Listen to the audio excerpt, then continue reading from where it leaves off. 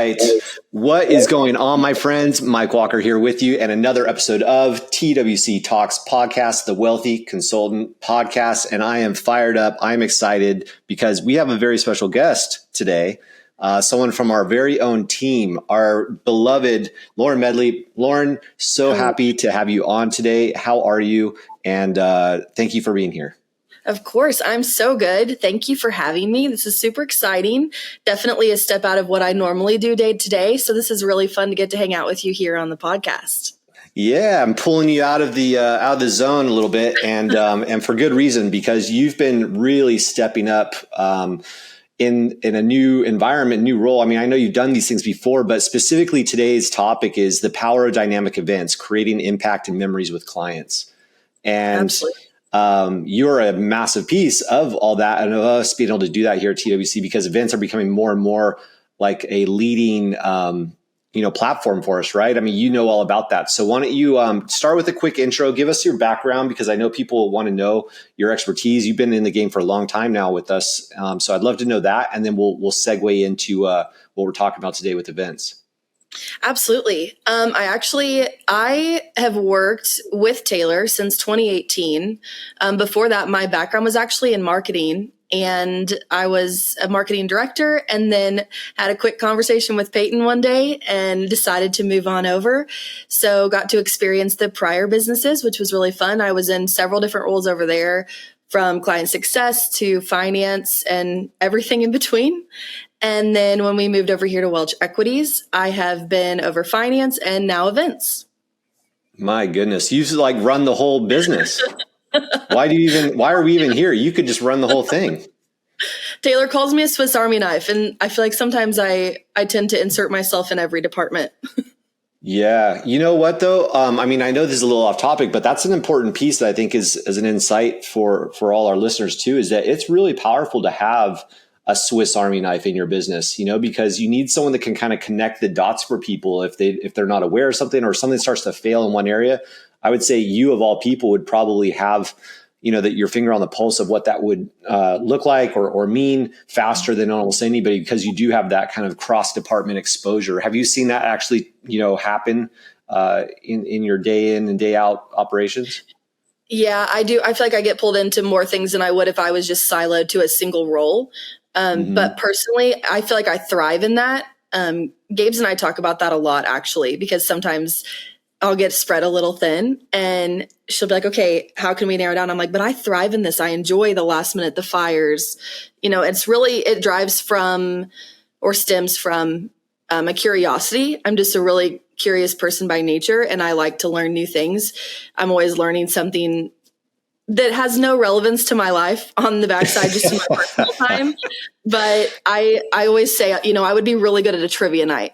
I have a lot of not important necessarily knowledge on a lot of different things. I just am naturally curious. Yeah, no, that's fantastic. Well, very, very cool. And so, kind of segueing into the primary topic here of events, this is something that's near and dear to my heart, because both I've spent a lot of time in the event space, both online virtual events, even before we needed to with the pandemic and all that.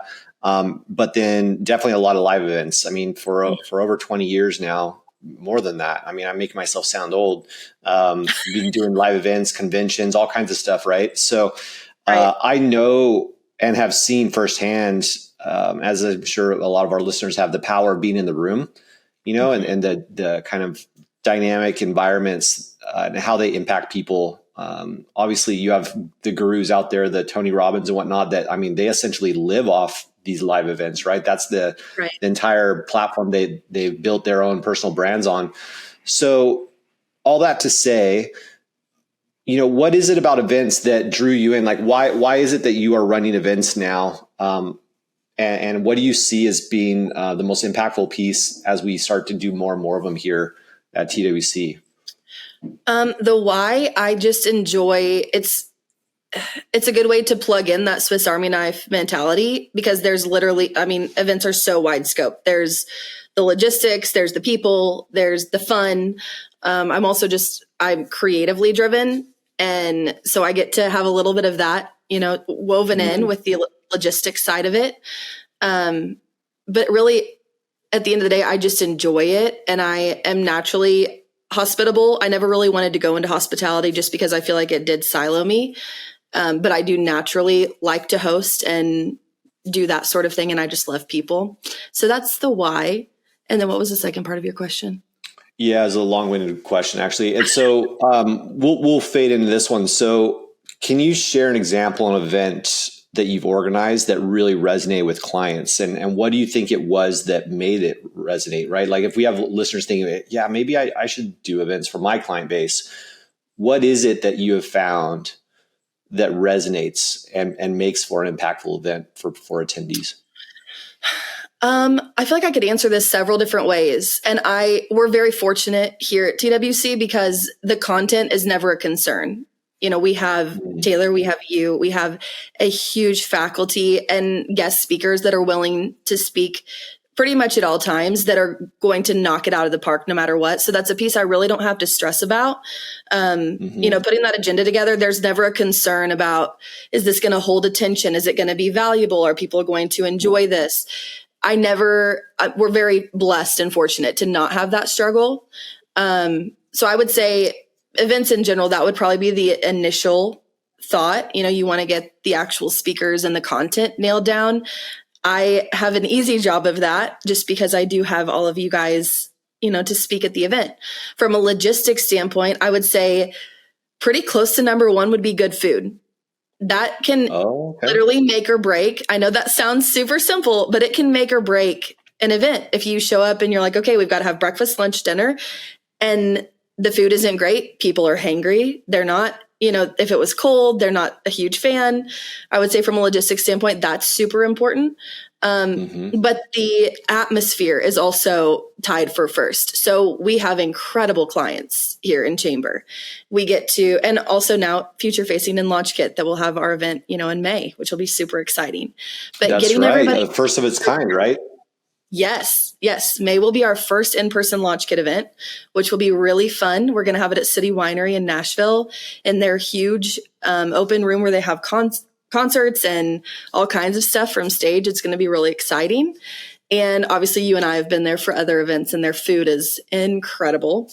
But I would say that environment, having people in the room, getting to interact with other clients, getting to interact with the team, and being around other like-minded people that are not only just as motivated and driven as you are, but also are from what the environment we have, everybody's willing to help one another regardless of what they get out of the situation. So I would say that fostering that community of people that you do like to spend time around. You know, Taylor says this all the time. He wants to go to an event where he wants to hang out with people. If we have clients that aren't necessarily within that or don't like to socialize or might stand off a little bit inside of an event or not want to have friendships inside of a group, it makes a big difference. Yeah, definitely. And I think that's something that you've done really well that I've noticed even the last handful of events that you've really like taken the reins and been running them directly is your ability to get people engaged. You know, just because they show up doesn't mean that they're fully there. And there's, you know, you have different personality types too, right? You have some people that are very comfortable in, you know, networking and moving around a room. And then others are naturally more timid or just even people that aren't yet clients, right? We do open up some of these events for people that are not yet clients. We do sell public tickets, not always, but sometimes. And, right. And those people naturally aren't going to know anybody pretty much. So what do we do and what do you specifically do to design an environment that is inviting for people that maybe are, you know, they want to attend, they know the value of attending, but they're a little bit not, you know, the social butterflies that feel comfortable in those environments. Any suggestions there? Absolutely. It can be super intimidating to walk into a room of 50 people where you don't know anyone and you're hoping to obviously engage with the content, but it kind of feels like kindergarten all over again. So how I and we as a team personally, you know, kind of step over that barrier is, first of all, I do a lot of research on the backside. I am aware of what that person looks like if I can.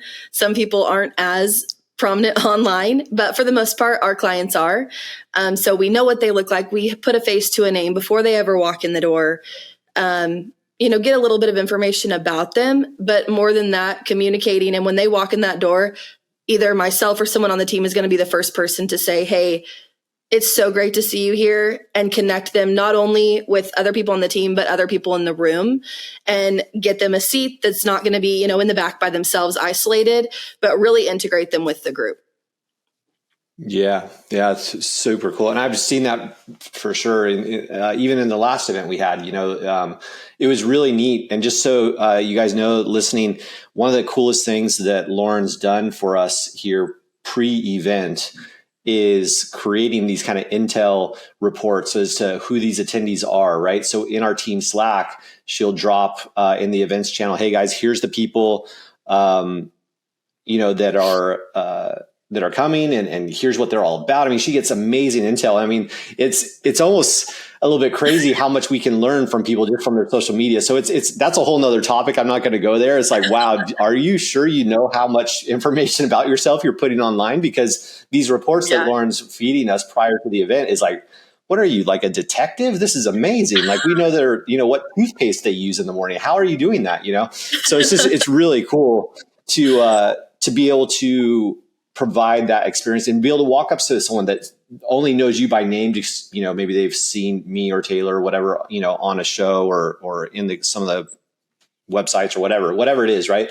But for us to be able to walk up to them and go, hey, Joe, how are you? And like make them feel comfortable is just so cool. And it makes me feel more comfortable because I'm a little bit more of an introvert too. So for me to walk up to someone that I've never, met before, to have a little bit of insight into who they are, what they like, those type of things makes me feel more comfortable. So not only, Lauren, are you doing it on behalf of the client or the attendee even, but you're doing it for us too, making our jobs easier to connect. So it's just full circle. It's just really, really cool. It's one of the biggest, I would say, upgrades that I've seen in recent weeks with our events is those kind of pre-event things. For sure. So let's talk about the lasting impression that we make. I was going to add something really quick. Sorry, Jake, can you crop that part out? I'm going to add a second thing. Another thing that I integrated. So, originally we would do like lanyards with name tags. That seems super basic. Like, oh yeah, that looks nice and it looks good, but people don't put them on. So I actually will write somebody's name tag on a sticker, branded, and put it on their shirt, or tell them, here, put this on your shirt, and hand it to them already pulled off the tag, so they don't have an opportunity not to put that on, because having someone's name front and center there on their shirt makes a huge difference for being able to socialize too. Okay. Yeah, I agree. I'm not always fond of having to wear name tags at first, but for the sake of the event and for the sake of the networking experience and everything, it is one of those necessary evils. I feel like, you need that. So yeah, I totally agree with you there. So when you're designing these events, what do you think is, we talked about the food, we've talked about the environment. Some of the dinners we've had, by the way, like last year's event in London was just incredible. Dinner was, could you go into that one? Because I know for those of you that are listening that maybe not be aware, so we hold events almost every single month of the year, but every quarter we do what we call destination events. And these are specialty events. We'll typically have people, featured speakers coming in from outside of the organization. And these are 2 or even 3-day events at destinations all around the world, like really premier locations. As an example of that, last year's event in London was just incredible. And the dinner that we had was so cool. Just share a little bit about the logistics of getting that dinner put together, because the location was phenomenal. I'd love to know. I don't even know some of the insights and strings you had to pull to make that thing happen. So would love to get any kind of juicy details on that one. We were at a place called Circolo Popular, which is down in London, and super, super popular restaurant. Like, you can't even get a reservation if it's not a month out, is what they told me. It's what the hotel told me that we stayed at. But I actually reached out to them a few months prior, and I had located them ironically on TikTok. So I know when I grew up, Pinterest was obviously, when I was in college, the way to find anything unique, but I feel like that's kind of segued away a little bit. So I use social media heavily when I'm researching. There's nothing like a good organic TikTok or Instagram or Facebook review of somebody that's actually been there, that's filming it themselves. It's not curated on the website. It's not, some posed photography. You get real reviews. They're reviewing the food. If you're researching restaurants or venues, I would highly suggest to utilize social media. It can be your best friend. Take it with a grain of salt, though. I would definitely not, watch a bad review and make that be, the forefront of your decision making. Sure. But that's actually how I located that restaurant initially. So then after that, I just basically dig around on websites and contact every email I can until I get a response. And they have 4 restaurants. It's called Big Mama's is their umbrella company. And they allowed us to purchase that entire back room for the evening. And, we had like a 4 or 5 course dinner. And it was just incredible. And they're an incredible facility. If you ever have a chance to eat there in London, I would highly suggest it. The food is unlike anything I've ever had. They fly all their food in from Italy. But yeah, the logistics side, it really just boils down to getting in contact with corporate. If they're not corporate owned, it's usually a little quicker. But there was, a formal contract situation there, and just had to cross our T's and dot our I's. Yeah, phenomenal. Yeah, it was so cool, and it made that impression, right? And that's kind of where I was going with that too. Is these live events, it's that emotional connection that's forged that I think speaks volumes for people, both existing clients and also those that are coming in on a public ticket that they're looking into Chamber. They want to know more about it. They want to meet the people inside of the network. And so naturally having just really cool places, environments, they're inspiring. Right. And that's one of the cool things I think coming up this year. Let's go there real quick. What are some of the destination events that we have coming up this year? So next week we are headed to Beaver Creek, Colorado, which our venues next week are insane. Like, I'm so excited. I've not even told everybody what we're doing on Friday night. I am so excited for everyone to get to see it. And it's just going to be an amazing week. I'm so pumped. And then coming up in June, we're going to Barcelona. So we'll be in the Gothic quarter of Barcelona. And I've got some secret things in the works for some group activities and tours that I'm going to be integrating as well. And then in September, we're headed to San Diego. So we'll be in your neck of the woods, Mike. And yes, finally. We are some sunshine. I feel like we definitely go either colder or city places, and this will be really fun for us to be near the beach. Palm trees. Well, Barcelona will have the beach too, so that'll be good. That's true. And then in December, we're headed back to London. So then we'll have the Christmas setting in London. It's going to be incredible. Hi, Taylor. Amazing. And look who's showing up. Mr. Taylor Welch. What's going on, my friend? I'm really enjoying the late entrance on the podcast. Last couple of weeks I've made. I like it a lot. You just jump on stage and go, ta-da! It's like a magic trick. And Taylor's here. Poof. It's the one area where I'm not required. And so I'm like, well, I'll just show up later. Yeah, it's great.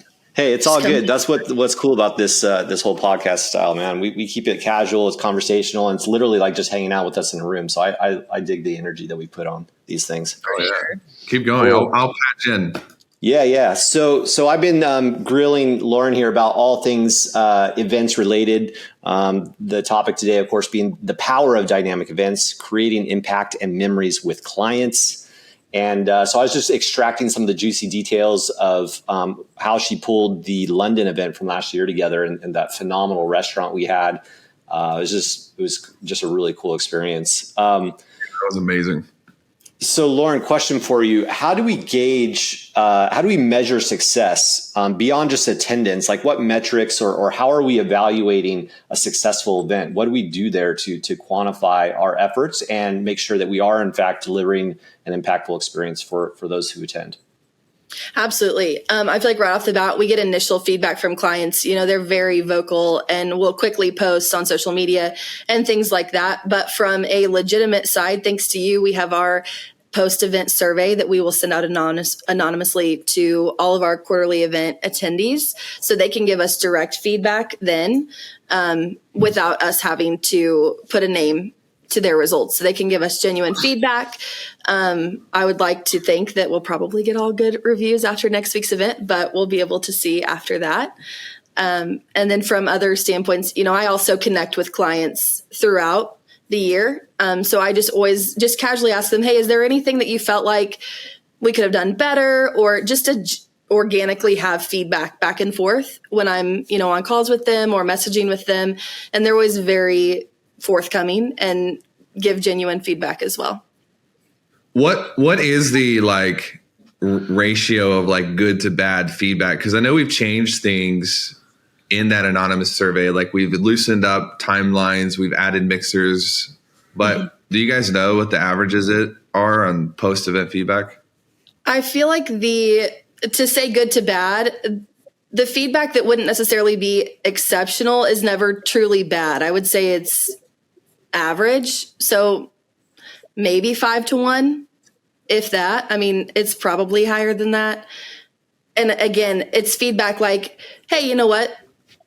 Maybe have a mic in this spot, or. Yeah. Mm-hmm.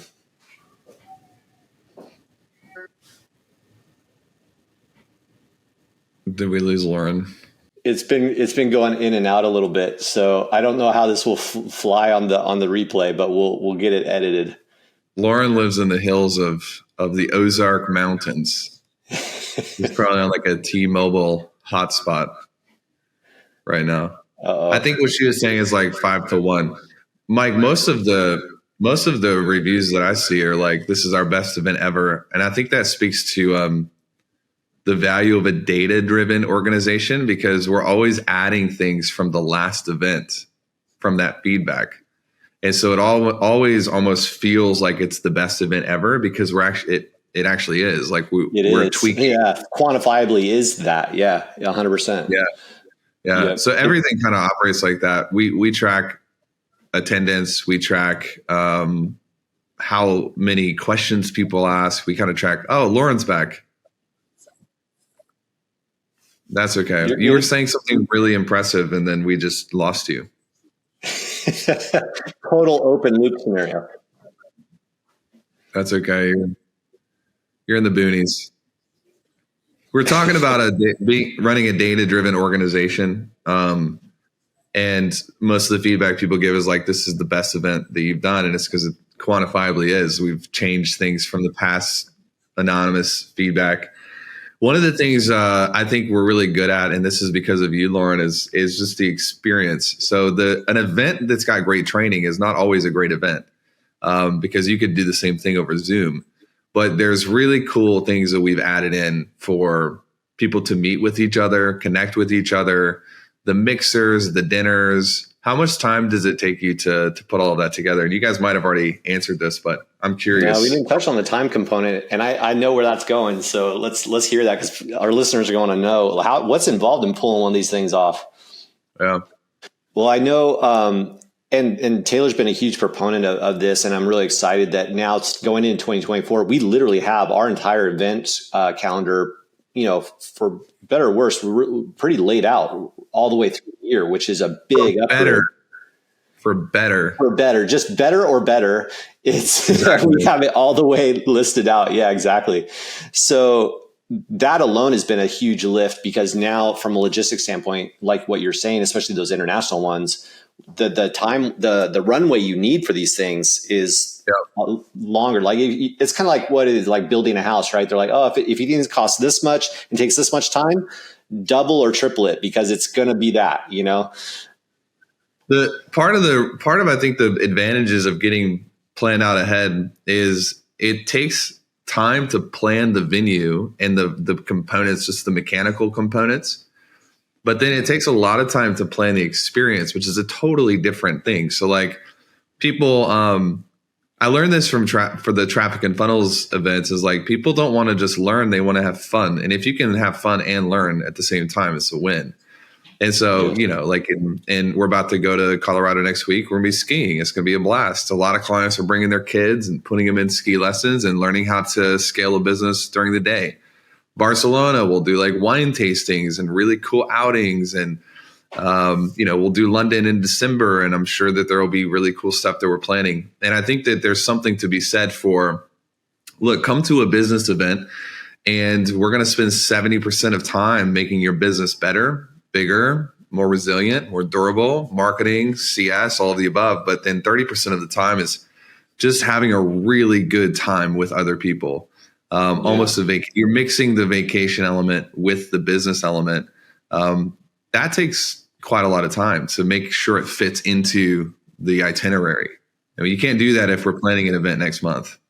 Some of it is like I speak at a lot of different events and I go to events. And so I think I'm booking out right now until September. And what I can say is like the events that have the most integration between experience and then training are always the best events, and people want to come back to them. Whereas you can have a really great event with really great training, but you don't meet anybody. You kind of just go to the event and go to your hotel afterwards. And those events kind of feels a little bit draining. Like you feel so mentally tired. And creativity comes from the push pause, like the rest and the experience and the fun mixed in with all of the training is actually where you get your best ideas. I tell people, like, if you think the training is good, you should go to the dinner after the event. Like when we train on Thursday and go to dinner that night, you'll get your best ideas in history from that dinner, because you're just connecting with other people, and that's where the creativity happens. And that's really like an overpowered way to make sure your events are successful, I think. One of the elements that we haven't touched on too about live events is the addition and the added complexity of the virtual event element, right? The live streaming type component. There's a lot of moving parts that happens as soon as you start offering that. So, Lauren, I'd be interested in any insights you could share with our listeners about what that's like, aligning. How do we create an impactful environment for someone who's not even there? Yeah, making sure that attendees know what's coming, right? That was always kind of a big thing for me, is just make sure that people know what to expect, having them just kind of waiting, it's starting today and they don't even know what's going on. So it's communication cures all, right? So I think that really is a big piece. Well, for those that have not yet attended one of our fantastic events or are wanting to in 2024 beyond, you can go to wealthyconsultant.com/events. All the details are there. Taylor, is there anything that comes to mind for you as we wrap up this episode about dynamic events? I'll just say that my most impactful moments in my career have actually been from the energy transfer of being in a room with other people. Yeah.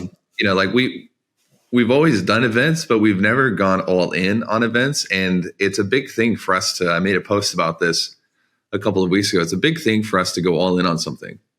Because that's usually indicative that the data is telling us overwhelmingly, like, this is the thing to do. Mm-hmm. And so it's everyone is, buying courses and programs, but if you can swing it, just get into a room with people who are where you want to be, and it will change you. And it changes the way you think. It changes the way that you believe about yourself. And I can tell you stories from years ago, like 2015, walking into like my first event for copywriters. It was in Tampa, Florida. And I got on a Southwest flight early in the morning and flew down there. And we lived in Memphis at the time. And, I kind of, when I got into the room, it was very overwhelming for me because I'm an introvert. And so not everyone is like, it's not like, it's overwhelming sometimes to book a flights and hotels. And it's like, you're going to be in a room of people you don't really know. But those are the inflection points. Like that event marked me. It changed how I thought about everything. And honestly, that wasn't even a great event. It was just like a bunch of old copywriters who were not anywhere close to the same life that I was living at the time. But because I had to get into that room, it changed how I ran my business. And since then, there have been dozens of events. At an event in Vegas one time, 2017, and I just got a picture of like what's possible. We sometimes under index because we don't know what's possible. And if you don't know what's possible, it's impossible for your mind to reverse engineer it. And so we really try hard to make the environment conducive for all types of business owners to be a part. Like if you are just getting started, you should figure out how to come to an event in Nashville. Why Nashville? Because they're cheaper. Our Nashville events are world class, but they're cheaper. Like you can get to them a little bit easier. Barcelona is a little bit more expensive. Colorado is a little bit more expensive. But as a business owner, it's one of the better investments you can ever make because it's not just an investment into your mind. So your intellect gets better, you get smarter. It's actually an investment into your identity because when you hang and rub shoulders with people who look just like you, but they make way more money, you're like, oh, well, I could probably do that, and you don't get that effect on Zoom. No. You don't get that effect on a podcast. There's something different when you're eating dinner and you're making jokes and you're developing friendships with people who run $40 million brands. It's different. And then you have their phone number and it's like, now you have the connection with someone who's way ahead of you that you would never have gotten on the internet because it's spammy if you try to connect to them on the internet. But if you're in an event with them, that's a different ballgame. And that's one of our favorite things to do is just connect people, So that's all I would say. Basis of business is relationships, right? And to Taylor's point, when you're sitting across the table and it's like, oh, I'm just like this person, that they may have this massive personality or presence online that makes them seem really, wow, you're way up there. But when you're just sitting across from them, you realize, wait a second, they're just like me. They're just a little bit farther down the road, but they're still just a regular person. That just the belief level just goes wham, just totally goes up. The theory of relativity came from Albert Einstein, but it was actually put together at a mastermind, an in-person group of people, a bunch of different scientists, and they just got together and they taught one another. And through teaching one another, Einstein was able to fact check different things. And so I think even when you look at the invention of the automobile, masterminds. When you look at a lot of these paramount discoveries in human history, they weren't just one genius in his basement, hitting nicotine and coming up with stuff. It was people together who created something that couldn't be created in a silo. And so it's powerful. So I think we have 15 or 16 different events this year and make it happen. Yeah. Figure it out. Yeah, 100%. Well, this has been awesome. Lauren, we don't always, this is actually the first one we've ever had you on. I'm so glad we did. So thank you for pulling out of your crazy event focused schedule.